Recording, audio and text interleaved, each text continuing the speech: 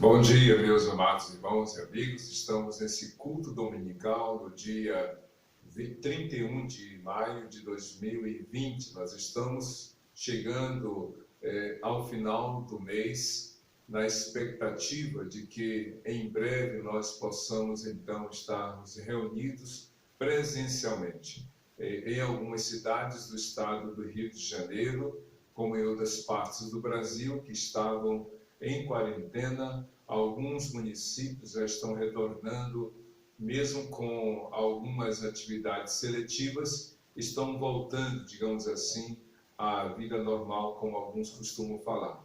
No caso de Duque de Caxias, ainda há algumas dúvidas e incertezas, mas segundo o que foi definido pelo Estado do Rio de Janeiro, no dia 31, que é esse dia hoje, encerra-se ou é o último dia dessa quarentena. Estamos orando para que não haja nenhuma novidade, nenhuma, digamos, prorrogação desse prazo. Até porque já se passaram 2 meses da quarentena.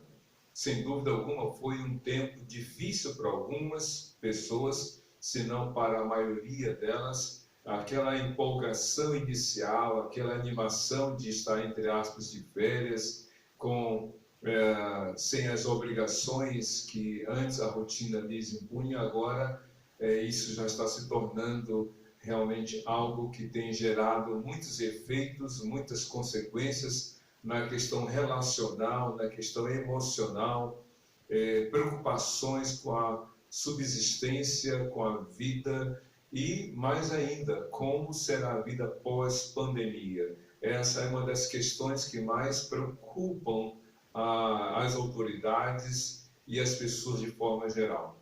Mas aqui estamos para dar sequência a este culto de louvor e adoração ao Senhor, ao mesmo tempo em que nós clamamos a Deus para que Ele, na sua compaixão, bondade e misericórdia, traga direção, traga solução, traga realmente a resposta para os anseios do coração de todos nós. Nós sabemos o que ontem aconteceu, podemos dizer o que nesse momento acontece, mas quanto ao futuro, só a Deus pertence, como disse lá o salmista: o meu futuro está em tuas mãos. Mas o fato de nós não conhecermos o futuro, e graças a Deus por isso, podemos assim dizer, embora nós não tenhamos nenhuma ideia do que poderá nos acontecer, isso não nos impede de sonhar, de planejar, de nós nos organizarmos para o dia seguinte. Então, vamos pedir a Deus que neste culto o Senhor fale ao seu, ao meu, ao nosso coração. Estamos terminando o mês de maio, que é o mês da família. A gente, ao longo desse mês, abordou vários temas e hoje a gente vai focar nessa temática que é a família. Como você está vendo aí na tela, essa é a mensagem que você vai poder acompanhar. A mensagem voltada para a família. Uma família que realiza os propósitos de Deus. Então você já pode abrir sua Bíblia no livro de Gênesis, capítulo 6, do verso 5 ao verso 22, e você já vai ter aí uma ideia de quem nós vamos falar, de que personagem bíblico, de que família nós vamos tratar nesta manhã, neste culto dominical. Então, eu quero convidar você a, nesse momento, fechar os seus olhos, curvar a sua cabeça. Nós vamos orar nesse momento, entregando a Deus esse culto, essa oportunidade que Ele nos concede para louvor e adoração ao seu santo nome. Oremos ao Senhor. Deus de amor, de graça e bondade, nós te louvamos por esse dia, te damos graças por essa liberdade, por essa oportunidade de adorar e louvar o teu santo nome.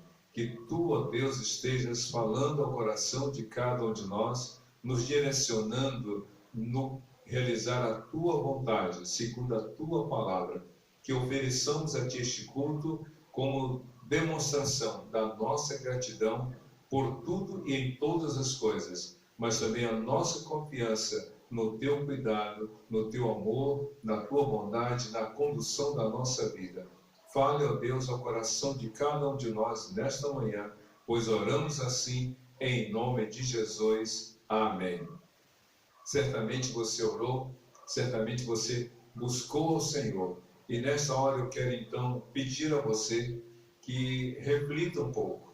Abra sua Bíblia nessa passagem, ligue seu smartphone, seu tablet nesse texto, deixe aí ligado ou a Bíblia aberta.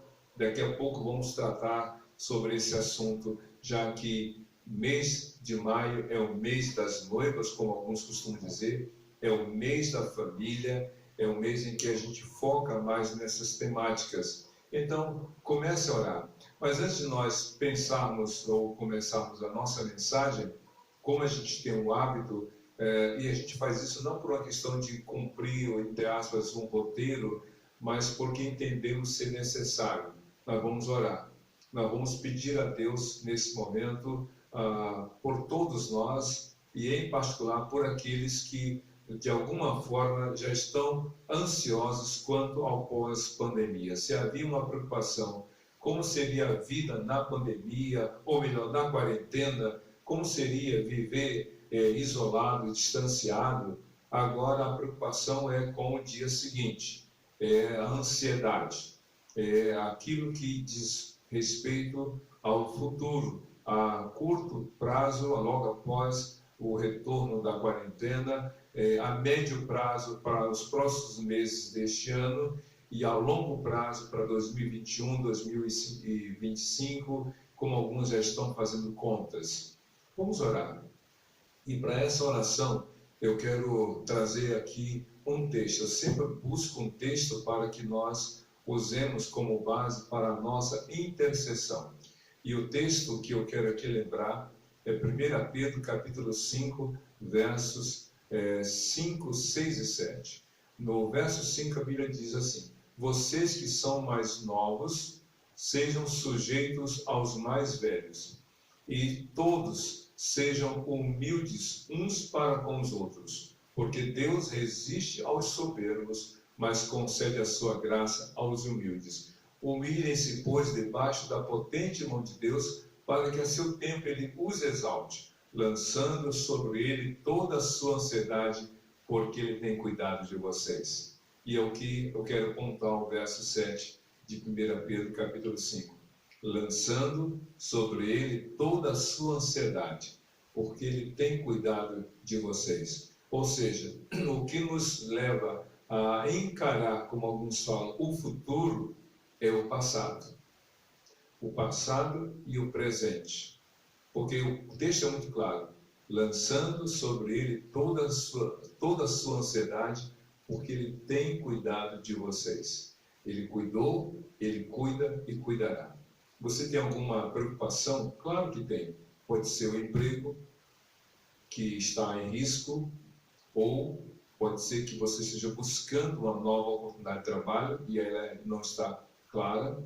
Pode ser que seja a questão da saúde, pode ser que seja a recuperação de alguém que está no hospital, pode ser uma questão dos seus estudos que estão comprometidos. Alguma coisa o preocupa, pode ser a dispensa, pode ser a conta bancária, alguma coisa que lhe tire o sono, seja os seus bens, que hoje tem que abrir mão deles para buscar uma forma de sustento, seja o qual for, a Bíblia diz, lancem sobre o Senhor toda a sua ansiedade. Ou seja, como é que a gente lança a ansiedade? É o que preocupa. É como se você dissesse para Deus: Deus, aqui está na minha mão o que me tira o sono, aqui está o que me preocupa, o que está me tirando a paz. Então coloque nas mãos de Jesus. Nós vamos orar nesse momento e eu quero orar junto com você. Se tem mais alguém perto de você, na sua casa, você pode segurar a mão dessa pessoa ou dessas pessoas e você pode orar com ela. Se você está no seu ambiente de trabalho, com a devida etiqueta social, se aproxime dessa pessoa e diga: vamos orar juntos agora sobre isso. Então, curva sua cabeça, feche seus olhos e oremos ao Senhor. Deus de amor, te damos graças por esse dia. Nós te louvamos pela tua palavra, pelo teu cuidado, pela tua bondade, pela tua fidelidade. E nesta hora, Deus, em nome de Jesus, nós oramos por todos aqueles que estão com preocupações com respeito ao futuro a médio, curto e longo prazos. E eu creio que, sem exceção, todos nós estamos preocupados com a vida após a quarentena. É como se nós estivéssemos, ó Deus, num tempo de inverno. A diferença é que a primavera ainda não chegou, que traz esperança, que traz novidade. Por isso, ó Deus, em nome de Jesus, que Tu estejas dando paz ao coração de cada um, que cada um esteja aquietando o seu coração na Tua presença. E neste momento em que nós aqui estamos focados na família, que haja paz no coração da família, que haja reconciliação, se porventura há distâncias entre marido e mulher, e se porventura há mágoas e ressentimentos no casal, que haja perdão e reconciliação.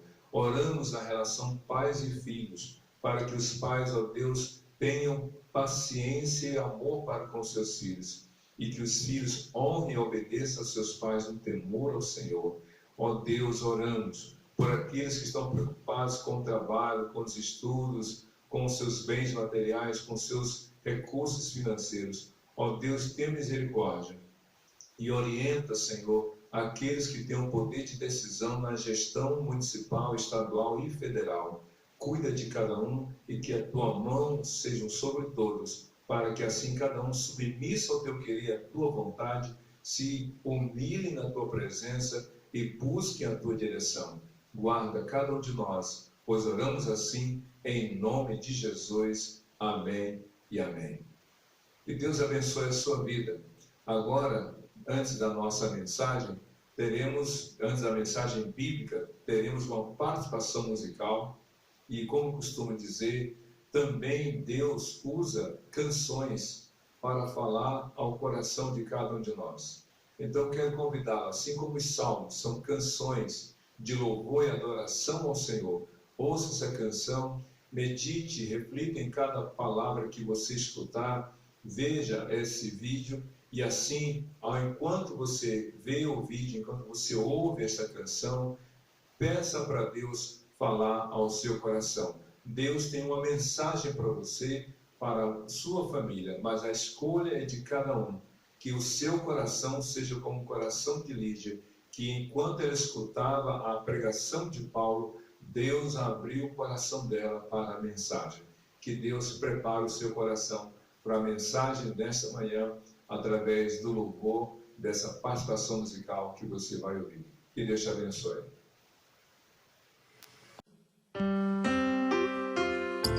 Porque agora é a nossa família no altar, na presença de Deus. Eu quero que você adore com toda a sua força, profetizando essa bênção na tua família. Isso aqui é um milagre. Senhor, abençoa a minha casa. O inimigo tem tentado destruir, mas agora eu me achego à tua presença. Vem, Senhor, o meu lar reconstruir. Peça pra Ele, faz da minha casa tua casa, Senhor. Faz da minha família a tua, Senhor. Eu não abro mão, pois eu tenho fé. Enquanto estou de joelhos, minha família está de pé. É a presença de Deus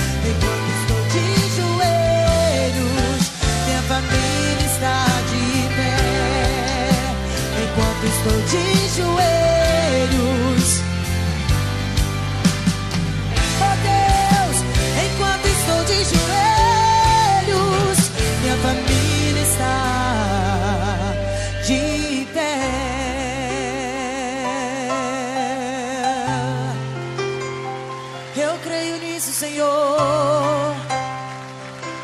Eu creio nisso. Muito bem, creio que Deus falou a você através dessa mensagem musical. Sem dúvida alguma, Deus preparou seu coração para esse momento. E então agora vamos falar sobre esse tema muito importante. A mensagem de hoje é uma família que realiza os propósitos de Deus.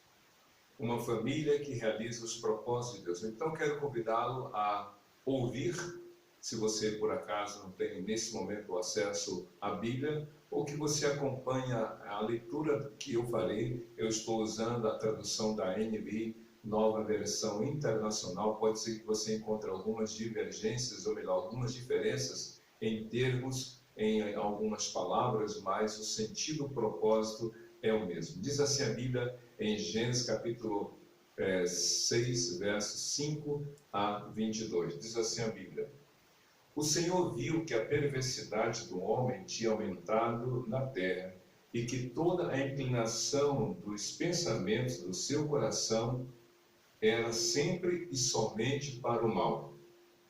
Então o Senhor arrependeu-se de ter feito o homem sobre a terra, e isso cortou-lhe o coração. Disse o Senhor: Farei desaparecer da face da terra o homem que criei, os homens e também os grandes animais, os pequenos e as aves do céu. Arrependo-me de havê-los feito. A Noé, porém, o Senhor mostrou benevolência. Esta é a história da família de Noé. Noé era um homem justo, íntegro entre o povo da sua época. Ele andava com Deus. Noé gerou 3 filhos, Sem, Cão e Jafé. Ora, a terra estava corrompida aos olhos de Deus e cheia de violência. Ao ver como a terra se corrompera, pois toda a humanidade havia corrompido a sua conduta, Deus disse a Noé: Darei fim a todos os seres humanos, porque a terra encheu-se de violência por causa deles. Eu os destruirei com a terra.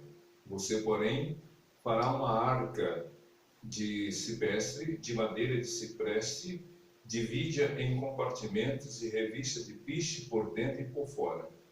Faça com 130 metros de comprimento, 22 metros e meio de largura e 13 metros e meio de altura.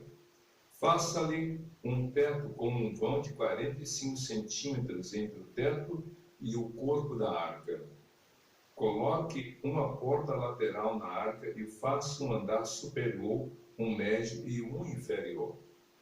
Eis que vou trazer águas sobre a terra, o dilúvio, para destruir debaixo do céu toda criatura que tem fôlego de vida.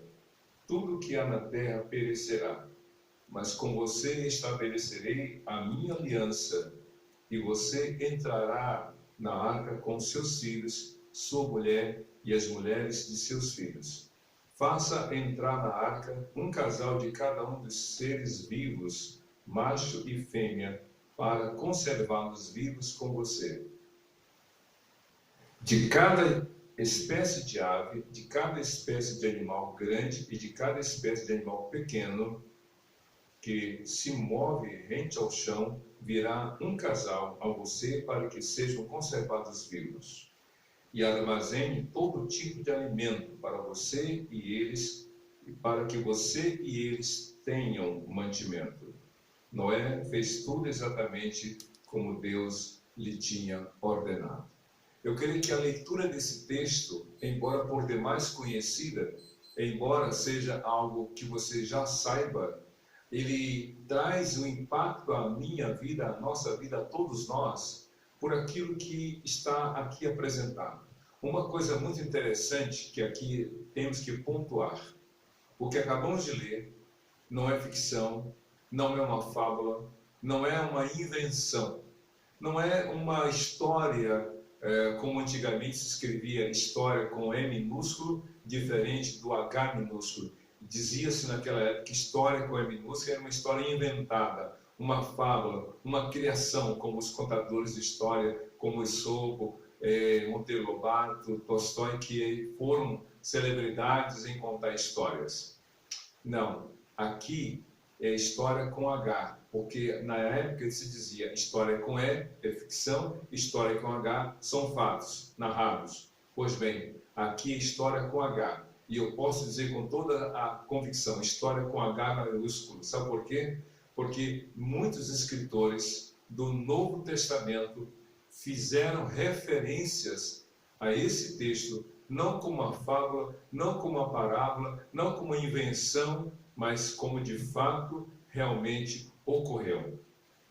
A Bíblia diz, por exemplo, falando a respeito de Jesus, que nunca saiu da boca de Jesus nenhuma mentira, e Jesus fez referências a Noé como personagem real.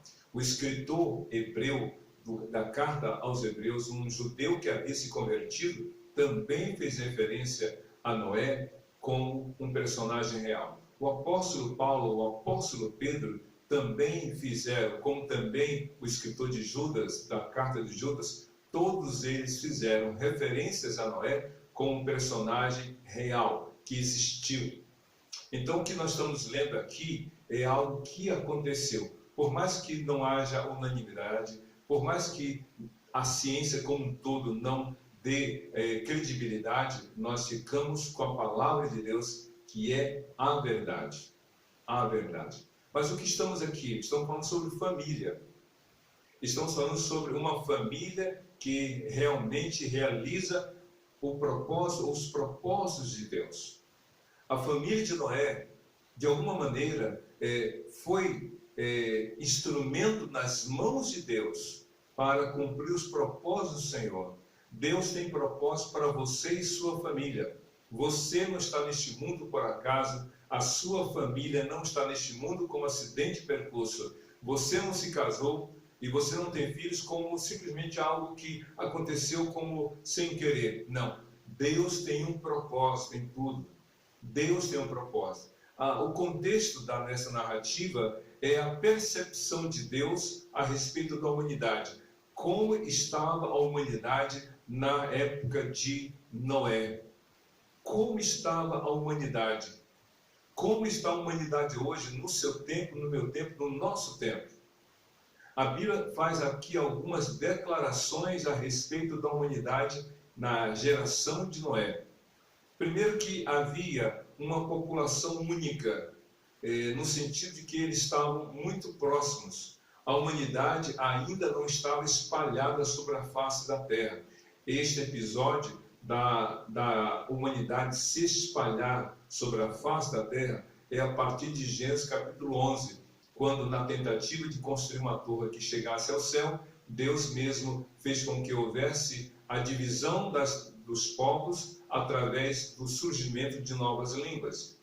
Por isso que Babel significa confusão, porque Deus confundiu os construtores daquela torre e assim se espalhou à medida que grupos, não só por causa de etnias, mas grupos por causa da língua, se formaram e se espalharam sobre a face da terra. Até então, na época de Noé, a humanidade, embora num número expressivo para o contexto, ainda estava muitos próximos uns dos outros, vivendo como se fosse numa grande comunidade global, num só lugar, num só espaço, todos vivendo. Por isso que o olhar de Deus para a comunidade naquela época foi de uma constatação. Se você ler Gênesis capítulo 6, no versículo 5, a Bíblia diz assim, se você olhar bem: o Senhor viu a perversidade do homem, ou melhor, o Senhor viu que a perversidade do homem tinha aumentado na terra. Ou seja, é uma geração perversa. A geração de Noé era uma geração perversa. E a perversidade é o pecado manifestado através de atos de rejeição ao Senhor e de maldade para com o outro. Então a humanidade era uma humanidade perversa que tinha um prazer na prática do mal. Não contra si, uma espécie de masoquismo, mas de práticas que Deus reprovava, principalmente na maldade em relação ao outro. Diz ainda a Bíblia no verso 5, e que toda a inclinação dos pensamentos do seu coração era sempre e somente para o mal. Ou seja, os pensamentos, a inclinação dos pensamentos do seu coração, e aqui é uma palavra muito interessante, a inclinação dos pensamentos do seu coração. Coração, no Velho Testamento, como no Novo Testamento, não é aqui, digamos, como a gente olha para o mundo ocidental, as emoções, né? Tipo, eu amo chocolate, eu amo a minha cidade, ou eu amo tal pessoa. Não, aqui não tem a ver com o sentimento, o coração tem a ver com a sede das decisões, ou seja, a usina que produz vontades e desejos é o coração. Por isso que ele diz, a inclinação dos pensamentos do coração era sempre e constantemente, sempre e somente para o mal. Então, a geração de Noé era uma geração que era voltada para, era uma geração perversa, mas uma geração voltada para a prática do mal. E ainda mais diz o Senhor, aqui, se você olhar bem, no verso 11 de Gênesis 6. Ora, a terra estava corrompida aos olhos de Deus. A palavra corrompida aqui é muito importante que nós passemos o tempo refletindo. Uma coisa que se rompe é uma coisa que se estraga, que se quebra ou que se esgaça, que deixa o seu estado natural. Um pneu que se rasga, uma baqueta de bateria que se quebra, uma corda de violão que se rompe. Essa é a ideia de algo que se estraga. Mas, por outro lado, a palavra corrompida tem a ver com algo que se deteriora, que vai perdendo a sua, digamos, qualidade, que vai se desvanecendo, que vai se estragando. E outro sentido da palavra corrompida aqui tem a ver com corrupção. A gente hoje muito ouve falar sobre corrupção, a corrupção e dos dois lados, o corruptor e o corrupto. A corrupção é um substantivo, é o fato, mas quem corrompe e quem é corrompido. O outro sentido da palavra corrompida aqui tem a ver com sair do seu propósito.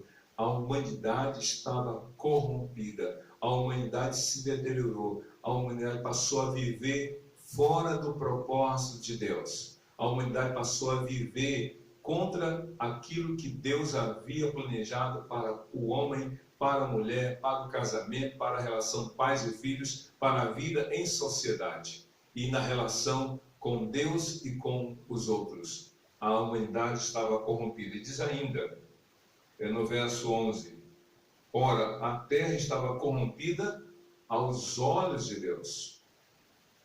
Isso é muito interessante a gente observar. Porque as pessoas podem olhar umas para as outras e falar assim, o que tem? Que maldade há em fazer isso? Que maldade há? Ou se todo mundo faz, por que eu não posso fazer? As pessoas são, digamos assim, impiedosas para com o erro dos outros, mas são indulgentes para com seus próprios erros. A humanidade estava corrompida, mas aos olhos de quem? Aos olhos de Deus. Só Deus tem autoridade e poder para dizer que você está em pecado, que eu estou em pecado, porque só Ele pode avaliar e realmente concluir. Você pode olhar para um erro de alguém e passar a mão por cima dele. Pais estão fazendo isso. Os filhos estão errados, os filhos estão pecando, estão tendo relação sexual promíscua, estão tendo relações antes do casamento, estão vivendo contra a vontade de Deus, estão praticando aborto, estão se drogando, estão bebendo, estão fazendo coisas tão erradas, estão sendo desonestos uns com os outros. E o pai, então, a mãe, então, diz assim, mas o que tem? Não tem problema. Alguns pais chegam a dizer, é melhor que ele cometa o erro dentro de casa do que fora de casa. Mas qual é a diferença? O erro é o erro, o pecado é o pecado, seja em qual lugar, em que momento acontecer. Mas pais estão dizendo, mas é meu filho, é minha filha. Homens e mulheres estão praticando o que Deus reprova. E a sociedade está aprovando, a sociedade está aplaudindo, a sociedade está dizendo, o que tem? A humanidade estava, na geração de Noé, estava corrompida aos olhos de Deus. A Bíblia diz, em Jeremias capítulo 17, verso 9, o seguinte, que enganoso é o coração e terrivelmente corrupto, quem o conhecerá? E aí o verso 10 diz assim: o Senhor sonda e conhece o coração, e Ele sabe quem é o indivíduo e como ele está. A Bíblia diz lá em 1 Coríntios 11, 28, examine-se, pois, o homem a si mesmo, e assim coma do pão e beba do cálice, falando sobre a ceia. Mas como é que a pessoa pode examinar-se a si mesmo? Qual o referencial? Qual é o parâmetro? Hoje, por causa da Covid, vários tipos de exame de sangue estão sendo feitos, vários testes. Mas qual é o parâmetro para dizer se a pessoa está ou não com Covid-19 a partir de um exame de sangue? Existe um parâmetro, existe um padrão. E através desse padrão é que alguém, o médico ou aquele que faz o exame no laboratório, diz: olha, esse sangue está contaminado. Por quê? Porque o parâmetro é esse. A Bíblia, meu querido, é o parâmetro de Deus para você, para mim, para todos nós. Se a sua vida não está de acordo com a palavra de Deus, saiba que aos olhos de Deus você está se corrompendo. Não importa qual a sua função, qual é o seu título, quais são os seus recursos financeiros, qual é o tamanho da sua casa, o número de seus filhos, o seu relacionamento, não importa. Se a sua vida não está conforme a palavra de Deus, aos olhos de Deus você está se corrompendo. Diz ainda no versículo 11, e cheia de violência. Essa é uma constatação da humanidade, da geração naquela época, que aos olhos de Deus, a humanidade estava corrompida e cheia de violência. Então a humanidade, a geração de Noé, a geração estava afastada dos propósitos de Deus. E hoje, como está a nossa geração? Como está vivendo a nossa geração do século 21 na pós-modernidade?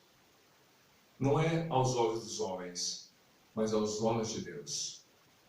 A Bíblia diz que diante dessa constatação, ao olhar para a humanidade, perceber e concluir, depois de avaliar, analisar, Deus conclui: ela está corrompida, o homem é mau nos seus pensamentos desde a sua infância, a humanidade está corrompida, está inclinada para a prática da violência. E diz a Bíblia então que Deus se entristeceu. Se você ler aqui o versículo 6 de Gênesis 6, diz assim: então o Senhor arrependeu-se de ter feito o homem sobre a terra, e isso cortou-lhe o coração. Sabe o que ele está dizendo?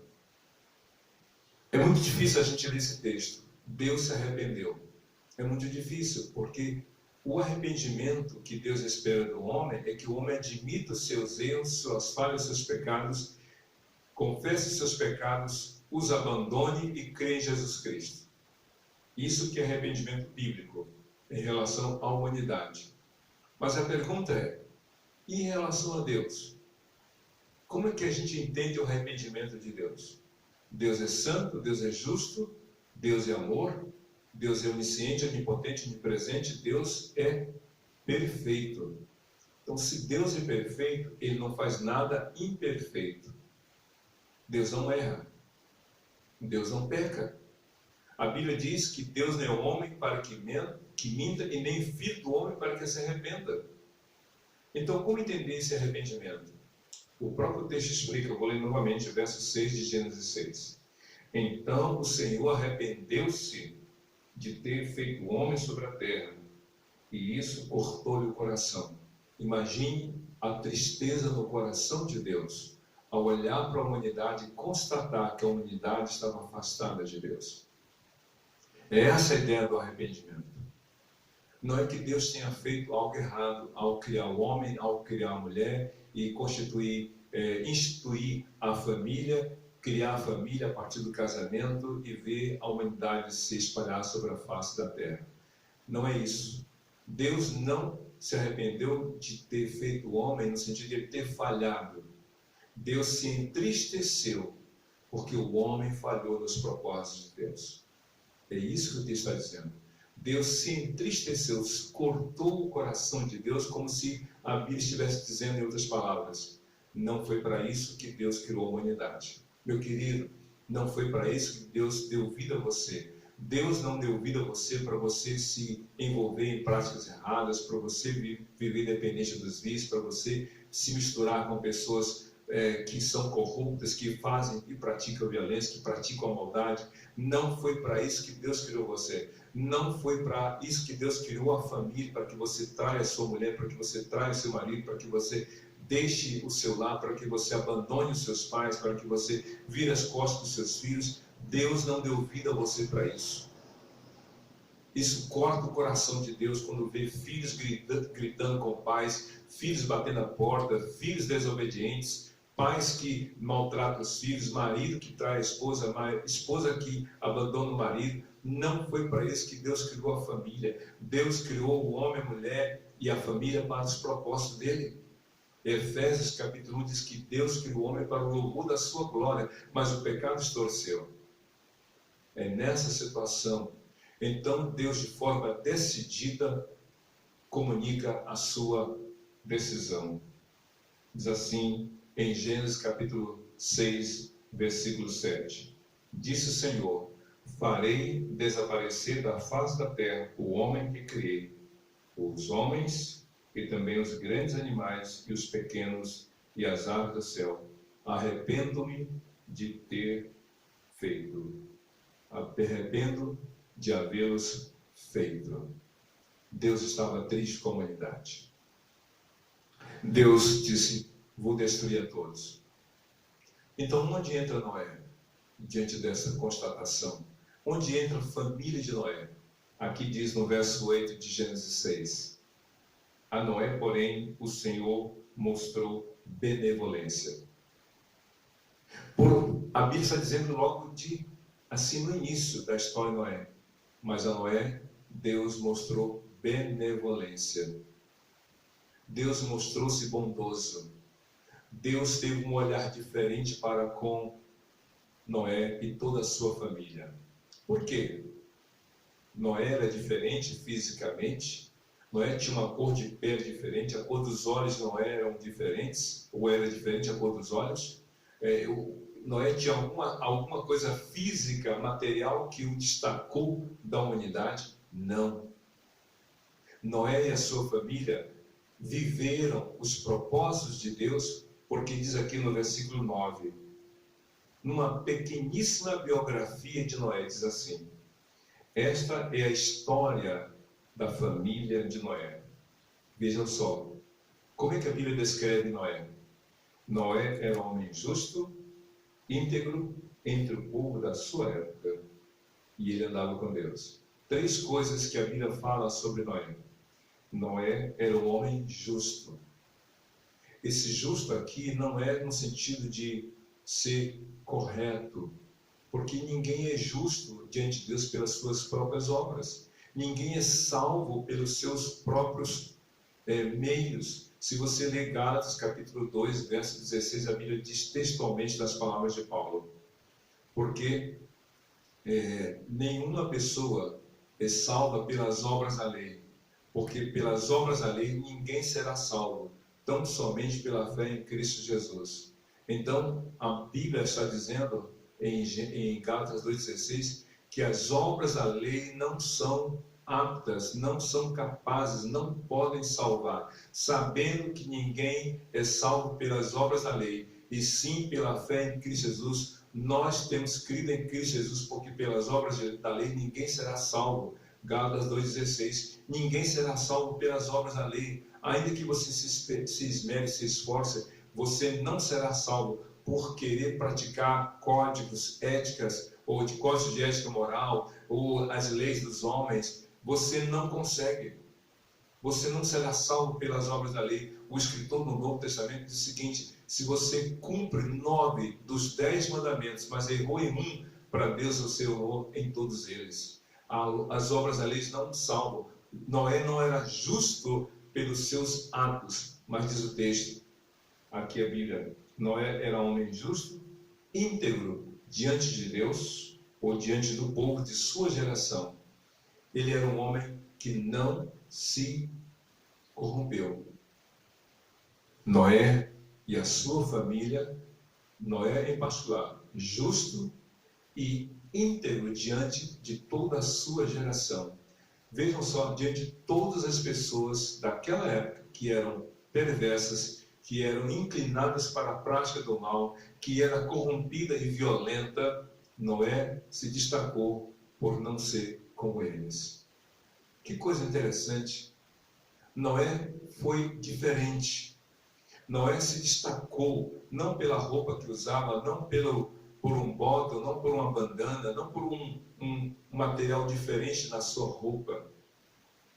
Ele se destacou por causa do seu coração, diz a Bíblia. Noé andava com Deus. Esse andar com Deus, esse viver com Deus, essa comunhão com Deus, fez com que Noé fosse uma pessoa justa e íntegra em sua geração. Como está a sua família? Como você vive com a sua família? Como a sua família vê você? Uma pessoa justa?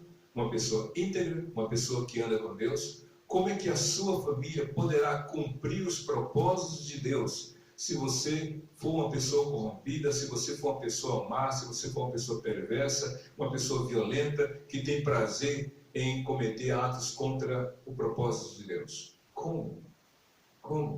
Noé, portanto, diz a Bíblia, falando da família dele, ele teve esse diferencial.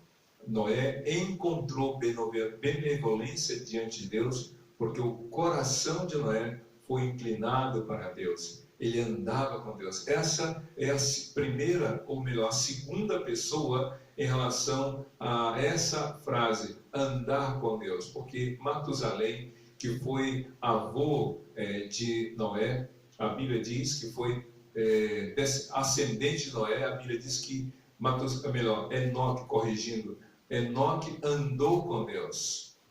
300 anos andou com Deus. A Bíblia diz que Noé tinha 600 anos e ele andou com Deus. Ele tinha 3 filhos, diz a Bíblia. Noé gerou 3 filhos, Sem, Cão e Jafé. Noé tinha uma família.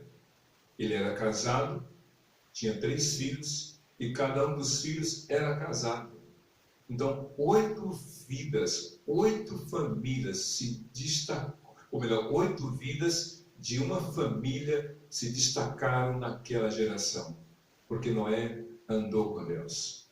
E por andar com Deus, ele foi justo, ele foi íntegro. Você quer viver os propósitos de Deus nessa geração? Ande com Deus. Viva com Deus. Seja justo, seja correto, como evidência de uma vida com Deus.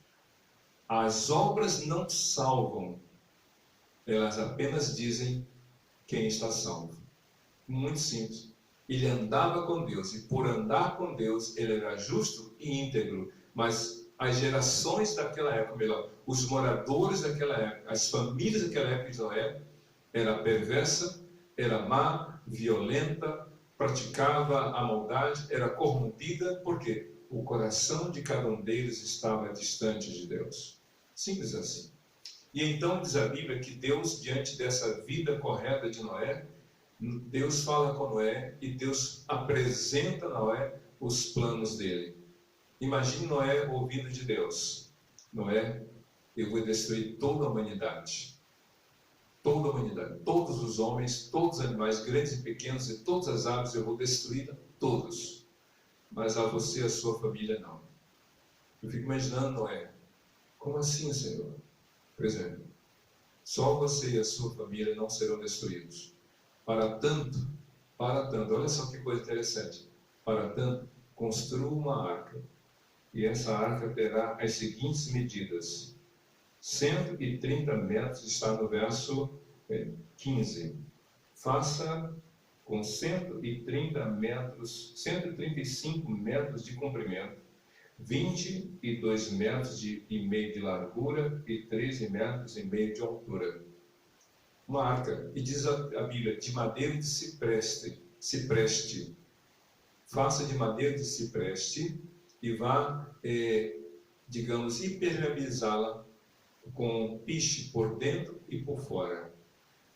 Faça também um vão entre o teto e a parede de 45 metros. E faça uma porta lateral. e eu vou dar ordem para que entrem todos os animais. E diz a Bíblia, no verso 22 de Gênesis 6, Noé fez tudo exatamente como Deus lhe tinha ordenado. Essa é uma outra característica. Ele era justo, íntegro, andava com Deus e ele foi obediente. De todos da geração de Noé, ele e a sua família foram obedientes a Deus. Quer viver os propósitos de Deus, quer realizar os propósitos de Deus neste mundo, na sua, na minha, na nossa geração, tenha um coração temente, um coração obediente a Deus. Seja obediente. A Bíblia diz em 1 Samuel capítulo 15 que Deus considera o ato da desobediência como pecado de feitiçaria, como prática de rebeldia. Noé fez.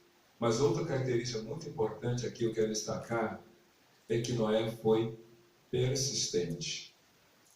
Ele foi paciente. Ele foi persistente. Por quê? Porque a arca não foi construída em um dia, nem em 2, nem em 1 ano. Alguns dizem que Noé passou 120 anos construindo a arca. Ele foi realmente persistente. Está difícil ou muito está complicado? Seja realmente persistente. Mas acima de tudo, creia em Deus. Noé creu. E ele demonstrou esta fé em Deus, obedecendo ao Senhor, andando com o Senhor. Ainda que toda aquela geração pudesse rir dele, debochar dele, fique imaginando se fosse hoje alguém tirando fotos de Noé construindo a arca e debochando, e 1000 curtidas, no sentido de alguém fazer chacota, e as pessoas curtindo a chacota que fizessem contra Noé. Olha Noé, um louco construindo uma arca, para que nunca houve chuva, nem sabemos o que é dilúvio, mas ele criou. Você quer viver os propósitos de Deus na sua geração, na sua família, seja uma pessoa justa, íntegra diante de Deus pela fé em Jesus, obedeça ao Senhor, seja persistente e creia em Jesus. A Bíblia diz que a arca foi instrumento de Deus para salvar Noé e toda a sua família. Noé construiu a arca, mas a salvação foi presente de Deus. Você e eu podemos realmente viver os propósitos de Deus. A arca, diz lá em Hebreus capítulo 11, como em outros textos, a arca foi o meio de Deus salvar a família de Noé. E hoje o meio de Deus salvar toda a humanidade foi posto à cruz de Jesus. Creia em Jesus e seja feliz, você e com toda a sua casa, no temor do Senhor, na obediência a Ele, na persistência e na fé nele. Então vamos orar agora nesse momento. Eu quero convidar você a baixar sua cabeça, fechar os seus olhos. Você quer viver o propósito de Deus? Você quer que a sua família viva o propósito de Deus? Começa com você. A Bíblia fala da biografia de Noé, mas começa com ele. Começa com você. Confie em Jesus. Vamos orar. Deus abençoe cada um nesta manhã e realize o teu propósito em cada coração. Que cada vida se dobre diante do Senhor e creia em Ti, em nome de Jesus, para a salvação da sua vida e toda a sua casa. Pois oramos assim, em nome de Jesus. Amém e amém. Que Deus te abençoe, hoje para todo sempre. Amém e amém.